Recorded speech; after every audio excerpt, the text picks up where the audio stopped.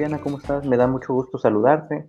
Tengo entendido que eres periodista y eres poeta y dramaturga. ¿Podrías contarnos un poco sobre tu trayectoria, por favor? Sí, yo he estudiado periodismo en Madrid, en la Universidad Carlos III de Madrid. La verdad es que a mí, desde muy joven me hubiera gustado estudiar literatura, pero en ese entonces estudiar literatura era como muy arriesgado. Entonces, digamos que la carrera más afín a la literatura era hacer periodismo. No me arrepiento porque me gusta el periodismo, aunque verdaderamente nunca lo he ejercido bien. He trabajado en televisión española en Toledo cuando vivía en España y luego me he enfocado en gabinetes de prensa en el Museo Reina Sofía, he trabajado más como en prensa y me he especializado en el área del arte. Entonces, como que trabajar como periodista no lo he hecho. Digo, he escrito así notas, reportajes, noticias, igual en México en algunos medios, pero no puedo decir que he ejercido verdaderamente el oficio de periodista. Pero, sin embargo, creo que el periodismo me ha dado una lectura crítica, por ejemplo, de la realidad y que eso me ha permitido eh, ser sobre todo docente, ser profesora, porque los talleres que imparto de literatura que he impartido en México a los jóvenes tenían como objetivo utilizar a la literatura como una suerte de herramienta para, en realidad, lo que yo buscaba era hacer un análisis de la sociedad, de la historia, de los conflictos, etcétera. Y por otro lado, siempre he estado ligada al arte y a la literatura, a las dos cosas en concreto. He buscado mucho tiempo trabajo como curadora de arte, pero no se me dio. Entonces me he inclinado mucho más en la literatura, que era algo que siempre había querido. En la parte profesional, digamos, ha sido como profesora, como docente, como tallerista, con jóvenes, que me gusta mucho, que disfruto mucho, y por otro lado, ya en la parte creativa, escribiendo poesía y algunas veces dramaturgia, pero yo creo que realmente donde me siento bien, donde siento que tengo algo que decir es en la poesía. Y cuéntanos, ¿cómo fue tu acercamiento a la literatura? ¿Quiénes eran tus principales autores y cómo ha ido cambiando esta influencia que has tenido? Yo creo que como todos, o bueno, como las personas que éramos de mi época, como no teníamos el celular, no teníamos las redes sociales, yo creo que eso influye mucho. Porque ahora veo que los jóvenes, yo misma, cuando no tienes nada que hacer, pues te pasas viendo Instagram o redes sociales, pero antes no, teníamos un horario muy marcado de, por ejemplo, creo que era una franja horaria de 4 a 6 de la tarde que podíamos ver televisión, que eran los programas infantiles, pero muchas veces eran los mismos, entonces el resto del tiempo tú tenías que buscarte qué hacer y aburrirte creo que es un buen ejercicio. Necesitamos aburrirnos para poder crear algo. Y en ese sentido yo lo que hacía era leer. Entonces, leía lo que encontraba en mi casa, desde revistas hasta libros de chistes, encontraba todo tipo de libros, lo que caía en mis manos podía leer.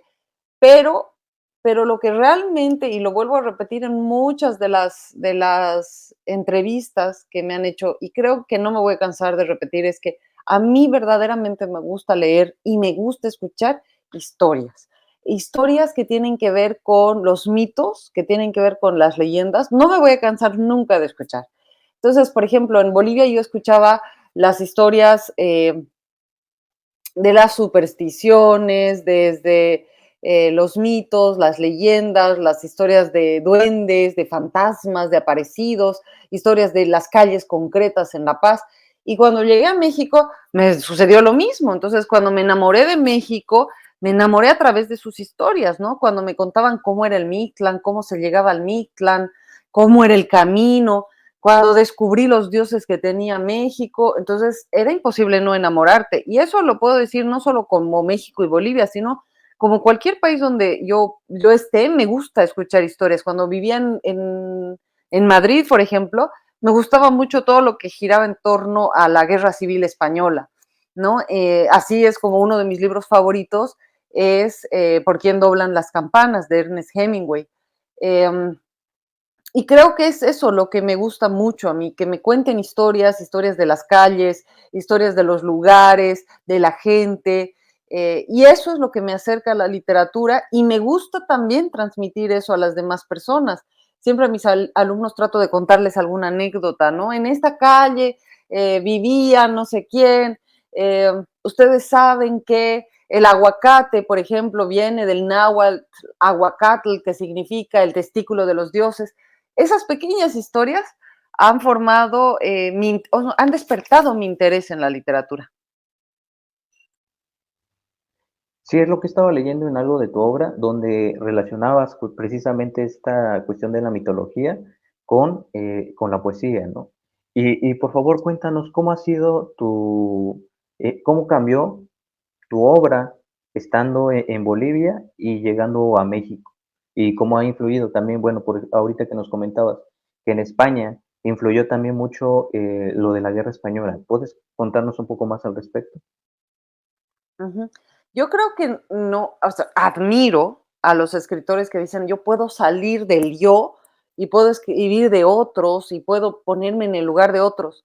Para mí es muy difícil, tal vez necesito un poco ese ejercicio, todavía me falta madurar en ese proceso, pero para mí necesito como hacer mío el lugar, conocer ese lugar, y hacerlo mío para poder luego contar, para poder luego crear imágenes o ver imágenes que se me presenten.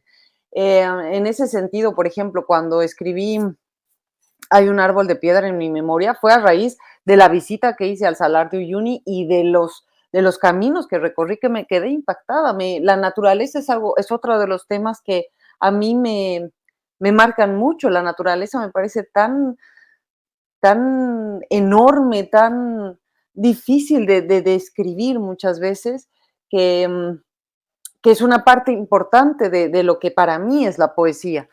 En México me sucedió lo mismo, o sea, en México creo que es un país maravilloso y rico en tanta cultura, desde la comida, la gente, este, las calles, las historias, la cultura, un país tan rico em, por ejemplo, tenemos 68 lenguas originarias. Una cosa es hablar de la gente del norte del país, otra cosa es hablar de la gente de Oaxaca. O sea, es un país en el que verdaderamente te sientes orgulloso y cuando revisas los códices mexicas, cuando revisas la cultura mexicana, te quedas realmente sorprendido. En el caso de ahora que estoy en Estados Unidos, ha sido lo mismo, ¿no? He tratado de hacer mío algo que para mí es completamente distinto y en mi último poemario en el que se acaba de publicar hay una parte que se llama América y justamente es, si bien yo desconozco y en esos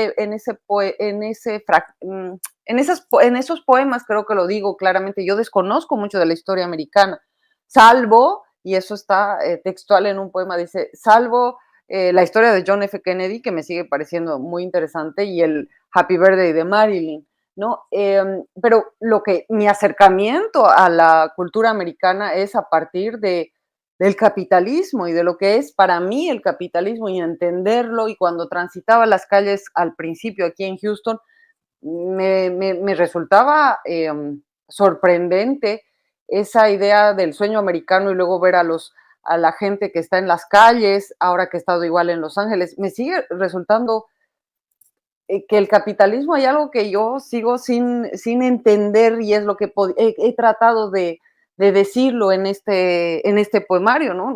No entiendo este sistema que me parece tan inmenso, em, tan frío, tan deshumanizado.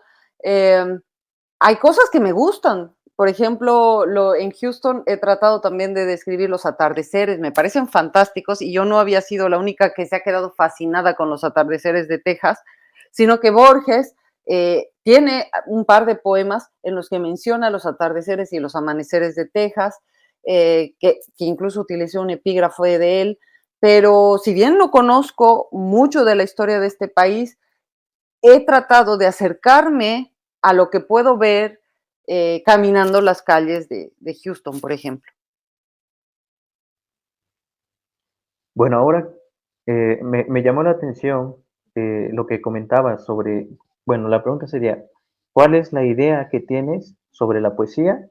Y me interesaría saber si tienes referentes en específico o a qué tendencia sigues. Ujú.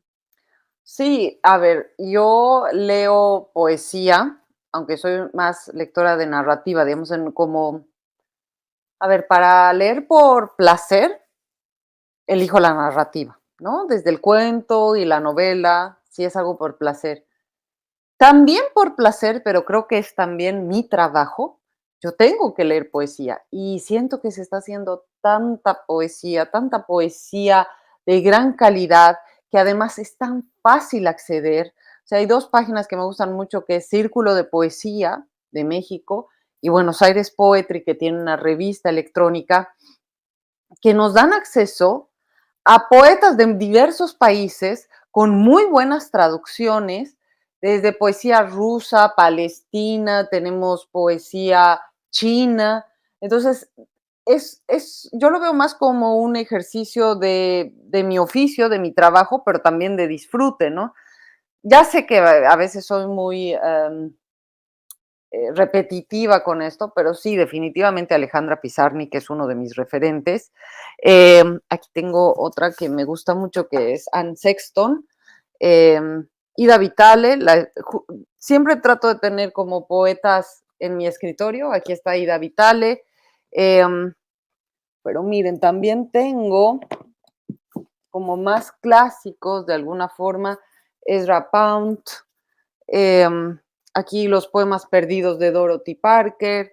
O sea, poesía trato de encontrar todo lo que yo pueda, todo lo que yo pueda descubrir de poesía es válido para mí, pero eso es más como un ejercicio de mi trabajo. Yo necesito leer la poesía que se está haciendo y se está haciendo cosas maravillosas en Argentina, se está haciendo en muchos países y les digo, creo que el acceso que tenemos a la poesía es magnífico y además es gratuito. Hay muchas páginas muy profesionales que nos dan acceso digital a libros, a poemas, etcétera. Pero siempre trato de tener algo que va conmigo. Este es el último que tengo, es de Ida Vitales. Pues me parece muy interesante y bueno, estas dos preguntas van encaminadas precisamente a lo que comentabas, ¿no? La crítica del capital. Y en este punto me gustaría preguntarte, eh, ¿qué tan importante consideras que es el reconocimiento de la identidad no hegemónica en el ámbito de la poesía? Por ejemplo, ahorita que me mencionabas, hay una gran riqueza en el ámbito poético y cómo influye toda esta circunstancia en tu obra. Yo creo que eso también, esa parte hegemónica que dices, ¿no? Y esa parte que tiene que ver un poquito con el canon de la literatura. Y vuelvo a México, por ejemplo. Em, ¿Qué es lo que sabemos de literatura? ¿Qué se da en las clases de literatura? Lo de siempre, ¿no? Están los mismos señores que hay que leerlos y que yo los leo y que los voy a seguir leyendo y admirando. Caso del boom latinoamericano, por ejemplo, que es esa literatura que se ha hecho y se ha hecho de gran calidad en América Latina, pero escrita por puros hombres, por ejemplo. O sea, ahí están Vargas Llosa, está Fuentes, está El Gabo, que son magníficos y que para mí son de lo más grande que ha dado Latinoamérica. Sí, pero ¿y dónde quedan, por ejemplo, las mujeres? ¿No?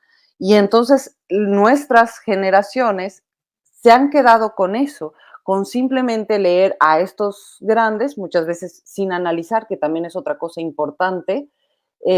Necesitamos analizar la literatura, un poquito sacar, bajarla de ese canon, de ese sitio sagrado y estudiarla y desmenuzarla y trabajarla con los jóvenes y escuchar a los jóvenes, pero se han quedado ellos y entonces la literatura es eso, solamente los de siempre, como siempre se ha dado, etcétera. Me gustaría, por ejemplo, ver en los libros de texto de las escuelas que hablen de los poetas vivos que ahorita tenemos en México, por ejemplo, Miquea Sánchez, por ejemplo, está Martín Tonalmeyot, está Irma Pineda, hay muchos, ¿no? A mí me encanta la poesía que hace, por ejemplo, Miquea Sánchez, pero hay muchos, muchos y están vivos y ni siquiera los mencionamos, es como, están ahí, están caminando las calles de la Ciudad de México, están en Puebla, están a veces dando clases, están intentando incluso sobrevivir porque sabemos que la poesía y ser artista es difícil, pues imaginemos más ser un artista en lenguas originarias, y me gustaría cada vez más ver en los libros de texto la literatura que se está haciendo en nuestro país, en México, de gran calidad y con escritores jóvenes a los que podríamos, como las escuelas, como también los medios de comunicación, invitarlos a que nos lean sus cuentos, a que nos lean sus poesías, porque no solo se está escribiendo poesía, se está escribiendo muchas cosas. Claro, sí. La situación, por ejemplo, no sé qué tan informada estés, en Bolivia, ¿es más o menos igual que en México o qué diferencias encuentras? Ujú. Yo creo que en Bolivia, también hay que decir que yo estoy muchos años fuera de Bolivia y estoy más cerca de la realidad mexicana y además en el caso de las lenguas originarias es que yo he tomado un diplomado en lenguas originarias, entonces me gusta mucho, estoy muy cerca, muy afín a esto, pero en Bolivia cada vez veo que se está dando importancia a los escritores contemporáneos. Tenemos escritores muy jóvenes, como Rodrigo Urquiola, por ejemplo, que está escribiendo cosas en La Paz, Bolivia, que él está tratando además, y eso es muy admirable de él y de otro grupo de jóvenes, que él está tratando de realmente vivir de la literatura. Y eso es una tarea titánica porque tienes que vivir de vender tus libros y vender tus libros es muy difícil porque tú les dices, a ver, vale 60 pesos o 200 pesos y la gente dice, ok, pero no te conozco, no sé quién eres, Mm, entonces, que alguien quiera vivir de la literatura, que lo intente, que además mande a concursos, todo el tiempo que se está dedicando Rodrigo a enviar a concursos a otros países, que está tan enfocado en eso, sin el apoyo del gobierno. No solo él, estoy poniendo un ejemplo, pero sé que hay muchos escritores que están jóvenes, además, que están con las ganas de vivir de la literatura y que se tienen que mover en ferias y que tienen que ir de un lugar a otro pero de forma autónoma, solo, sin la ayuda de nadie. Em, es muy difícil y creo que sí necesitamos más apoyo, sí necesitamos más becas. En el caso de Bolivia, y eso estoy 100% segura, no tenemos becas como tenemos, por ejemplo, en México, el FONCA, otras becas que tienen ahí a veces, yo sé que comentarios no muy buenos, pero existen las becas, ¿no? O sea, existe el FONCA, existe el PECDA, me parece, existen becas pero en Bolivia ni siquiera tenemos esas becas y esos fondos para poder escribir y dedicarte exclusivamente a la literatura. Entonces se hace mucho más difícil.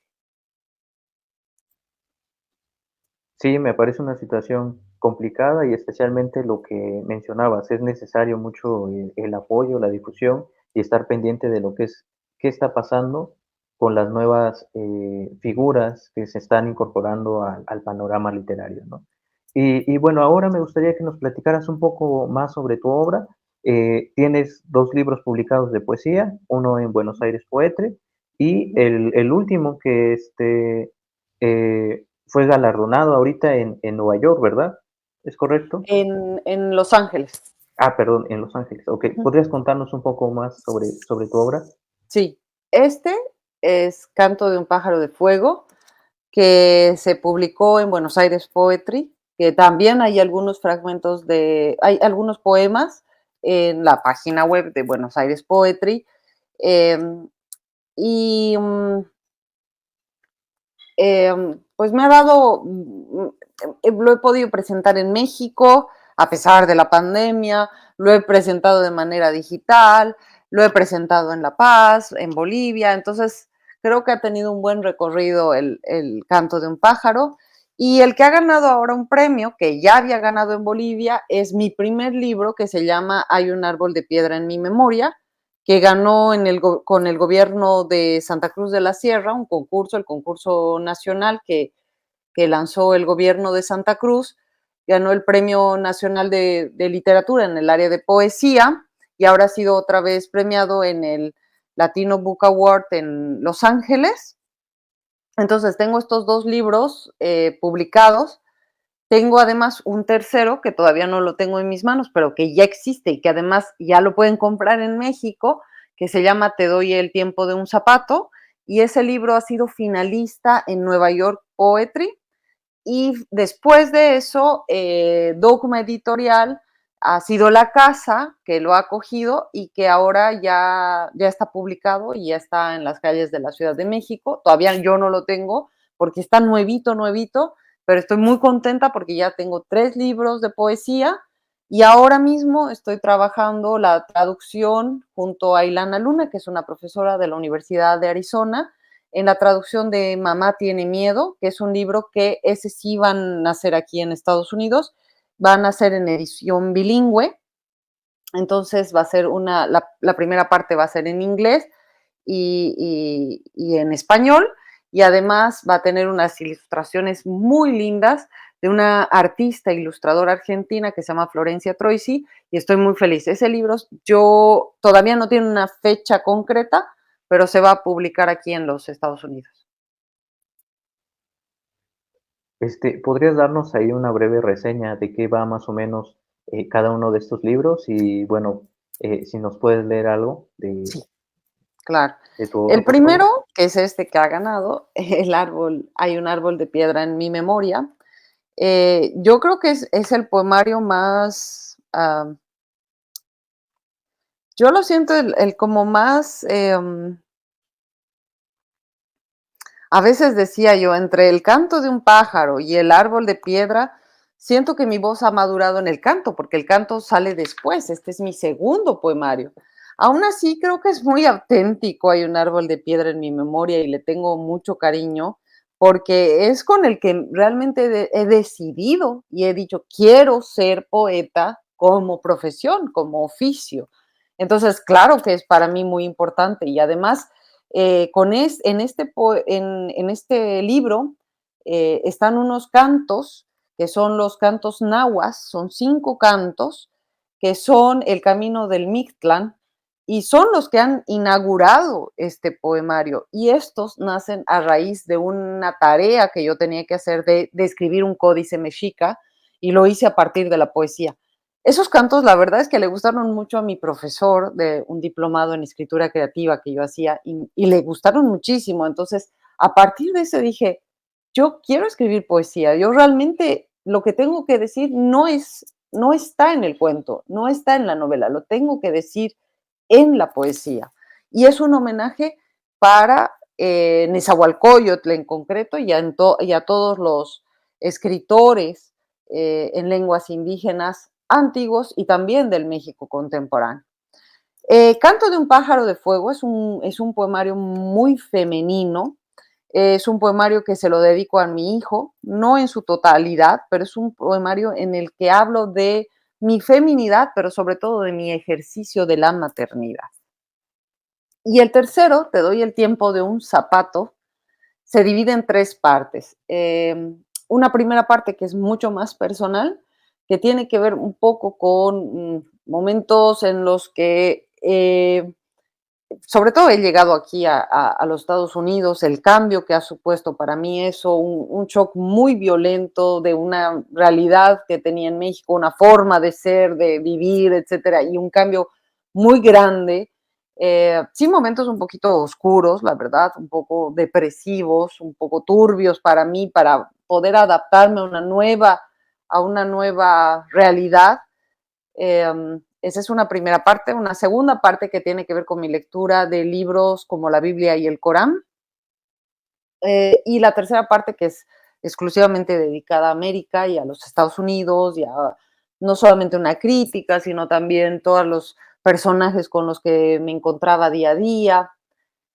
Y finalmente, Mamá tiene miedo, este libro que se está traduciendo al inglés, es un libro que desde la voz de un niño cuenta la historia de una mujer que tiene depresión, que es su madre, y él trata de describir, pero desde la mirada de un niño, cómo es la depresión, ¿no? No pretende ser un tratado médico, pero sí pretende adentrarse en lo que es una depresión, porque una depresión no es estar triste. Estar triste es un, un sentimiento pasajero que puede cambiar mañana. No, la depresión quiere decir que a pesar de que sabes que el sol va a salir mañana, sabes que todo va a mejorar mañana o que no hay nada malo en tu vida, que todo está bien, tú no puedes estar bien. Entonces, la depresión es una enfermedad y debe ser tratada como una enfermedad. Y eso es lo que hace este niño, trata de explicar un poco al lector lo que es la depresión para él, para un niño, y a partir de eso él intenta que su mamá, que es la que sufre esta enfermedad, salga de ese hoyo, que es como describe el niño a la depresión, salga de ese hoyo. Muchas veces no lo logra, es muy difícil, pero también creo que es un cuento muy esperanzador, porque de alguna forma el amor es lo único que va a salvar a la mamá. Se oye muy, muy interesante esta situación y me parece que es una circunstancia difícil, bueno, especialmente la perspectiva que tiene un niño, ¿no? Entonces no sé qué tan complicado haya sido para ti, pues gestionar todo esto. O sea, yo lo imagino, pero me parece complicado, ¿no? Sí, sobre todo lo que yo quería era que no caer en que la mamá sea una víctima, ni que no se entienda bien qué es lo que yo quería expresar con esto, ¿no? Que lo que yo quería decir es, a ver, esto es una enfermedad, no tiene nada que ver con que le digan a la mamá, ponte bien porque todo en tu familia está funcionando bien, porque estás mal, no, porque está enferma. Eh, no quería que sea una víctima, pero también quería que se entienda un poco del dolor de esa mujer de no poder salir de ahí sabiendo que tiene a su hijo, que quiere la vida, pero que no puede disfrutar. Entonces, y además yo, digamos, lo difícil es que todo el texto sea sencillo porque está contado desde un niño, no desde la voz de un adulto. Entonces no quería que la depresión se cuente en términos médicos, ni cómo lo podría contar yo siendo adulta, sino que la cuente un niño, que la describa un niño como él la ve. Entonces quizás ese ha sido el ejercicio más difícil, que todo salga desde la voz de un niño. La mamá no tiene voz, ni nadie de los que está alrededor. El niño es el único que nos cuenta la depresión. Sí, y además que es una situación muy complicada, bueno, pensándolo a lo mejor, desde la pandemia, pues se ha incrementado este tipo de situaciones, ¿no? Entonces es algo que está, pues, latente, ¿no? En todos lados. Y, ¿crees que nos puedas leer algo de tu obra? Sí, yo creo que podríamos empezar con esta que ha ganado el premio. Sí, sí, sí. Eh, um, Se llama Atardecer con perros callejeros. Tengo 13 lobos en mi espalda y 48 mariposas, municiones suficientes para habitar la urbe, cargamento que descargo a ras de las montañas antes del amanecer. No he logrado poblar espacios, los caminos son de piedra, 2 perros me miran a lo lejos, el retrato de una niña en la casa de mi madre, sonríe, con un árbol de Navidad de fondo. Le he dicho piedra y me ha contestado hombre. Con los brazos en la nuca he clamado piedad y la piedra ha vuelto a repetir hombre. Los perros se bañan con agua del río que veo desde mi ventana.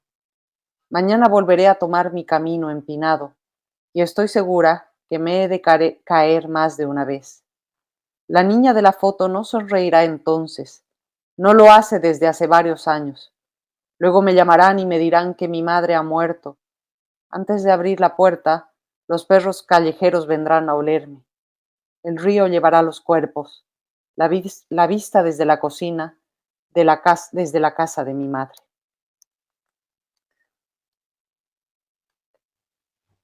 Oye, y también si nos puedes ir comentando a lo mejor dónde se pueden ir adquiriendo estos libros, ¿Dónde están disponibles? En México, ¿en qué librerías podríamos encontrar?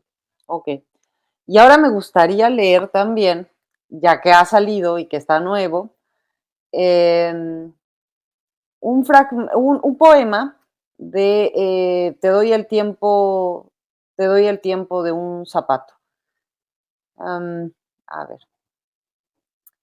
Con los pechos colgados desde la casa de Caifás, he tirado la primera piedra, y con mi lengua de serpiente he dicho tu nombre, jactándome de mi inocencia.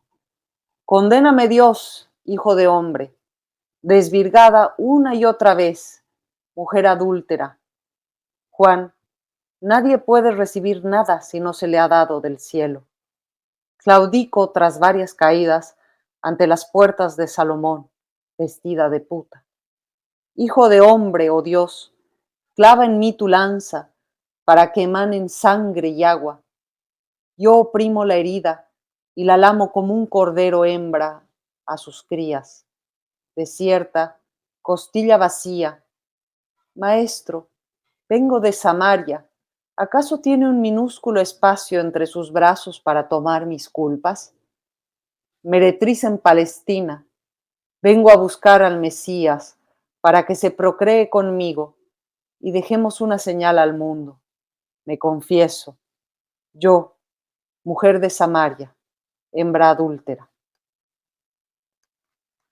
Ok, y en cuanto a mis libros, ¿dónde los pueden comprar? Ahorita es todo un caos porque, claro, son ediciones pequeñas, las había traído hasta aquí, ahora mucha gente me la está pidiendo en Bolivia, me las están pidiendo en México. Lo que sí puedo decir es que en Querida Librería, que está en la Ciudad de México, y pueden ver sus redes sociales, Querida Librería, está Te doy el tiempo de un zapato, que se ha presentado en la FIL del Zócalo. Entonces, en Querida Librería, ahí está el último libro, este que acabo de leer, Te doy el tiempo de un zapato. Yo espero que en un tiempo en lo que puedo hacer, también estén Canto de un pájaro y Hay un árbol de piedra en mi memoria en Querida Librería. Entonces puedan encontrar los 3 libros en, en México, en la Ciudad de México, en el centro histórico. En el caso de Bolivia, que es todavía más caos porque tengo todos mis libros aquí y los tengo que mandar para allá, lo que estoy pensando es que lleguen a una pizzería que es con la que estoy conversando en la ciudad de La Paz, porque lo que me importa de esos libros es que pueda yo un gran porcentaje de lo que pagan eh, se vaya a los perritos, a un albergue de perritos en La Paz, Bolivia. Yo creo que lo mismo voy a hacer para México. Un porcentaje de lo que me pagan a los libros se va a ir para un albergue de perritos para México. Esto es porque me encantan los perros y segundo porque la verdad es que no se puede ganar de los libros. O sea, es más, entre lo que han ido y han venido y lo que los voy a mandar, pues yo voy a invertir más. Pero creo que lo que yo quiero, sinceramente, y lo he estado pensando estos días, es que el porcentaje, que igual no voy a ganar, que el porcentaje que yo recauda de los libros vayan a un albergue de animales en la Ciudad de México y en el caso de La Paz, vayan a un albergue de perritos en La Paz, Bolivia. Todo eso va a estar muy claro, va a estar en mis redes sociales, donde la gente va a poder, se ha reunido tanto y esto se va para tal albergue y todo va a estar como muy claro, ¿no? Sí, claro, podrías, bueno, comentarnos tus redes sociales por si alguien está interesado en escribirte Sí, de forma sí, directa. sería ideal que me puedan escribir. Estoy en el Facebook como Viviana González con ZS. Viviana González. La primera es Z y la segunda es S. Creo que el perfil, lo que sea, es Viviana González 85, como me van a encontrar. Pero mi nombre es Viviana González ZS y en el Instagram estoy como @ViviKL85 en números. En Instagram, @ViviKL85 en números. Muy bien, Viviana. Y bueno, quizá para finalizar, ¿podrías darnos, bueno, a las personas que están empezando a escribir, algún consejo que tú les puedas proporcionar? Sí, que primero lean, lean todo el tiempo. Creo que es uno de los consejos que han dado todos los escritores. Yo decía, ¿en serio tienen que decirlo todo el tiempo? Sí, en serio hay que decirlo todo el tiempo. Cuando uno lee y escribes, la diferencia es abismal. Y eso me recuerda mucho a cómo yo empezaba. Cuando yo empezaba de jovencita a escribir, que yo siempre he querido ser escritora, y leía a Mario Benedetti, irremediablemente lo imitaba. Y creo que ese es un buen ejercicio y es el primer ejercicio que tienen que hacer todos. Imitar a quien les gusta. Si te gusta Raymond Carver, escribe como Raymond Carver. No está mal. Tienes que imitar a esos a quienes tú lees. Y poco a poco, porque no es un ejercicio fácil, es un ejercicio que exige disciplina, poco a poco vas a ir encontrando tu voz poética. Pero esa voz poética va a ir transformándose también. Por eso vuelvo a repetir, la voz poética que tengo en Árbol de Piedra en mi memoria y la voz poética que tengo en Te doy el tiempo de un zapato es completamente diferente. Entonces, creo que es un ejercicio que nunca termina, que nunca termina. Entonces, leer es lo primero. Y segundo, saber que este es un oficio de valientes y que muchas veces quieres tirar la toalla cuando todos te digan que tires la toalla, cuando te respondan de concursos en los que no has ganado, cuando veas que te responden de las editoriales y no te quieren publicar, tú tienes que continuar, es la única forma. A mí también me ha pasado que en alguna que otra editorial me respondían que no estaban interesados. Por ejemplo, en Mamá tiene miedo, no estaban interesados porque el tema les parecía eh, muy complicado para tratarlo con jóvenes o con niños, etcétera. Entonces, como que me sentía muy desmotivada, que eso es normal, somos humanos, nos desmotivamos con eso, pero que a pesar de eso, continuemos, porque realmente no es algo personal, no nos ha sucedido solo a nosotros. A Gabriel García Márquez también le han, no le han querido publicar Cien años de soledad. Entonces creo que es un ejercicio de valientes y es un ejercicio también de no tirar la toalla fácilmente. Muy bien, Viviana, pues te agradezco por empezar mucho la entrevista, que nos hayas leído, que nos hayas comentado un poco sobre tu trayectoria. Y bueno, se van a quedar aquí los enlaces también sobre las revistas donde se pueden leer tu obra de forma digital y ya se queda también pendiente el, si alguien está interesado para que pueda escribirte. Y pues te agradezco entonces de antemano. No, yo les agradezco a ustedes, y a la gente, pues, que me puede escribir. Hay gente que me escribe alguna vez para decirme: "¿Me puedes dar algún consejo?", o algo así. Yo encantada, porque si hay algo que no me gusta, que de los talleres que he tomado alguna vez, o de los talleres que he escuchado en México, que son muy famosos, que dan personajes que son muy famosos, yo no creo que alguien esté capacitado, así sea premio Nobel, para decir a otro, tú no sirves, no hagas, dedícate a otra cosa. Sé que eso pasa en México, me lo han dicho, que estos grandes escritores a veces en sus talleres son capaces de decirle a alguien, tú no sirves, dedícate a otra cosa. Yo no puedo, no me corresponde, no creo que le corresponda a nadie decirle eso. Entonces, si los jóvenes y la gente me quiere escribir y me quiere preguntar, yo encantada, a veces tardo un poco más en responder o lo que sea, pero voy a responder porque yo creo que nadie puede decirle a otra persona, tú no sirves para esto. O sea, es algo que en mis talleres jamás lo haría, jamás lo voy a hacer por una ética y por un amor que le tengo a la literatura. Para mí mejor, mientras más somos, mientras más leemos, mientras eh, más nos acercamos a la literatura, de alguna forma nos acercamos también a ser, no mejores personas, pero por lo menos a entender o tratar de entender al otro. Me gustaría, si se puede, despedirme con mi poema que abre el nuevo libro que se llama Te doy el tiempo de un zapato. Este poema no tiene nombre, entonces es el poema número 1, que dice así: Te doy, Claudia, el tiempo de un zapato, con su suela brillante, el mar en un puño, un regimiento de hormigas rojas, el oxígeno y el fuego en San Juan, la noche más larga en el sur del mundo, el recomenzar la vida, la tuya, tan breve o tan larga como quieras habitarla. El estornudo de la primavera, la marea blanda, el tiempo, Claudia, te concedo el tiempo de un zapato.